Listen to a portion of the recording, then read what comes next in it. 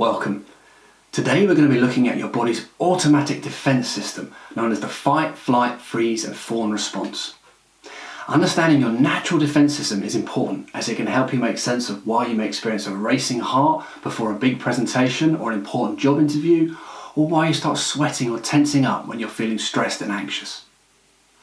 Now, you may already have heard of the fight-flight response and are wondering what freeze and fawn are. So today we're going to be taking a closer look at all four and making sense of why you may be reacting in a certain way when you feel a high level of anxiety or feel threatened. So let's get started.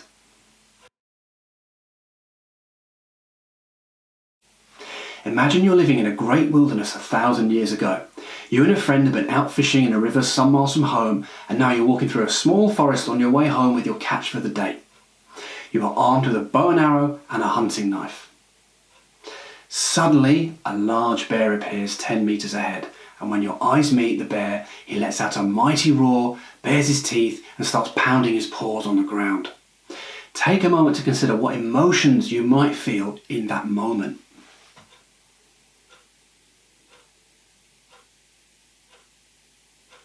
Now take a moment to consider how your body might react. What bodily symptoms might you notice?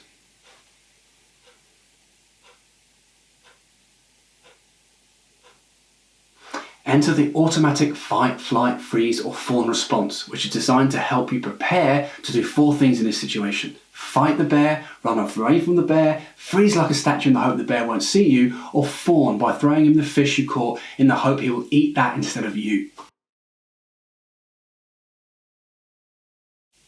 Our fight, flight, freeze and fawn response is activated when we believe we are in danger.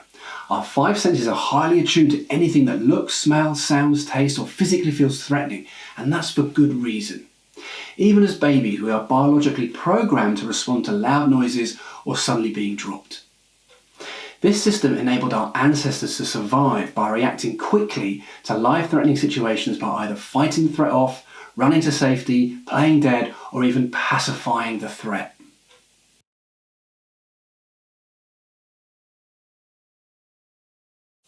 If we fast forward to today, that ancient biological alarm system is still with us, and it is triggered by whatever we perceive in our mind as physically or emotionally threatening.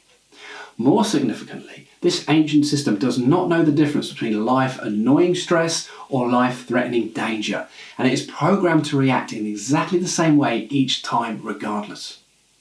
Now, there are numerous situations where this ancient system can become activated in our modern world.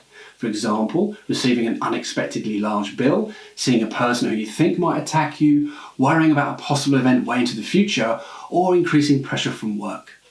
The key point is that our fight, flight, freeze and fawn response is activated by whatever we perceive or think is dangerous.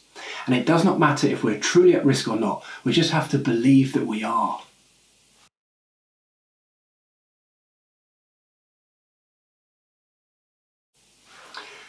Let's take a quick look at the neuroscience behind this. Our fight, flight, freeze and fawn response is located in our limbic system, which is located in the middle of our brain a few inches behind your forehead. It is made up of several smaller organs that act together as an alarm system to monitor anything that may pose a threat to you and respond by activating your sympathetic nervous system. When you believe you're under threat, this system instantly sends a distress signal to the body to release the stress hormones adrenaline and cortisol. Now, these hormones then cause a series of physiological changes in your body to help prepare you to physically react to the situation and stay alive.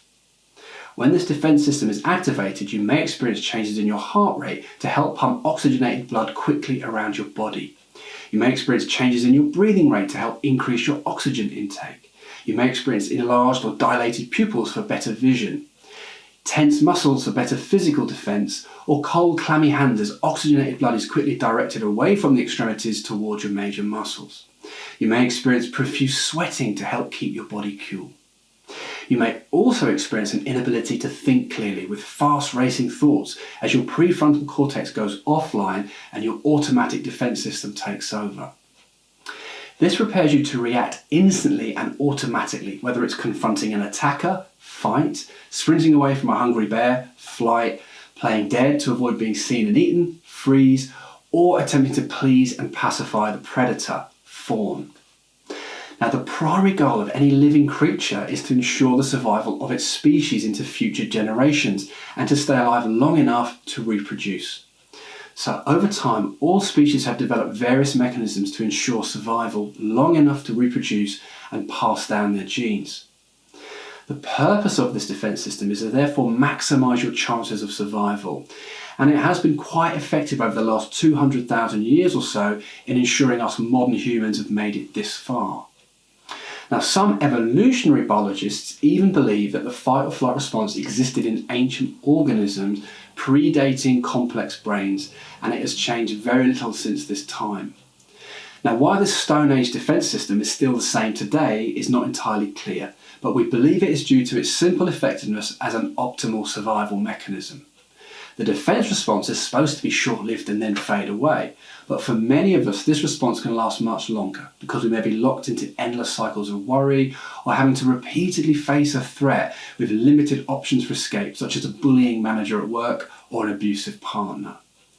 Remember, this ancient system is activated by what you perceive as dangerous, and it does not have the ability to distinguish between life-annoying stress and life-threatening stress. As such, it will always operate in a better safe than sorry mode to help guarantee your survival as best possible. Now, as we age, the limbic system gathers more and more data about what we believe is threatening, which creates a growing list of dangerous or threatening events in our conscious and subconscious memory bank. For example, this may start with being physically attacked by a playground bully, or being punished for failing an important exam at school, or being mocked just simply speaking in class, or being rejected by your first attempts at romantic love. As you grow older, these events then cause your limbic system to automatically trigger the stress response when you're about to sit an exam, or meet new people, or speak in public.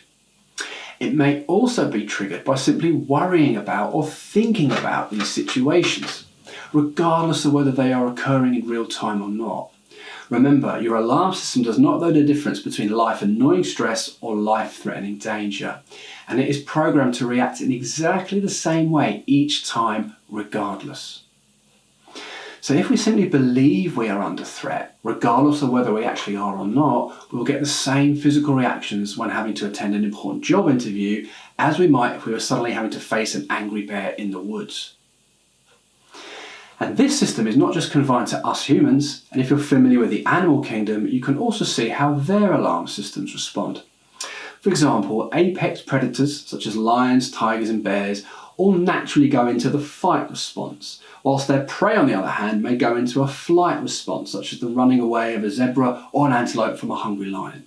They may also enter a freeze response, such as a deer might do when it runs into the road and suddenly stops and stares at a pair of headlights moving quickly towards them. Or they may display a form of fawning, such as a young wolf lying on his back and showing his belly to the pack leader to confirm his subservience. These systems in the animal world are the very same as ours and are all designed to ensure survival of the different species. If you're experiencing panic attacks, this is usually because your threat system is sensing danger on a regular basis, and it's giving you regular shots of adrenaline to help keep you safe and ready to run away or fight. The more you believe you're under threat, or the more you worry that the physical symptoms of panic may cause you harm, however, then your system does more of what it's designed to do and continues to release adrenaline in response to the threat, regardless of whether there's any real danger or not. The system can become so primed and ready for your defence that it may simply sound the alarm at just the very slightest hint of danger, or even just go off when there's no danger at all. Remember, better safe than sorry. This is why you may experience a panic attack for no apparent or obvious reason. You may also be experiencing dissociation when your defence response is triggered. Dissociation is a feeling of detachment and looking at things as though they are removed from you or are much further away. Now, this experience can be relatively mild, or it can be more severe, where you may lose track of time and place, feel little or no pain, feel uncertain about who you are, or even having multiple identities.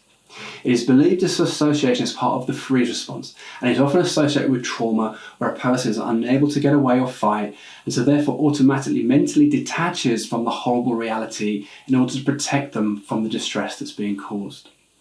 Now, if you're experiencing regular panic attacks or more severe forms of dissociation, it's important to discuss this with your doctor or a qualified mental health professional who will be able to provide you with a suitable treatment option, which may include a course of cognitive behavioural therapy or other forms of psychotherapy to help address your symptoms. A link to more information about dissociation can also be found in the description box below. Now let's take a quick look at each of the 4 responses. When your body feels that it is in danger and believes you can overpower the threat, you'll usually respond in fight mode.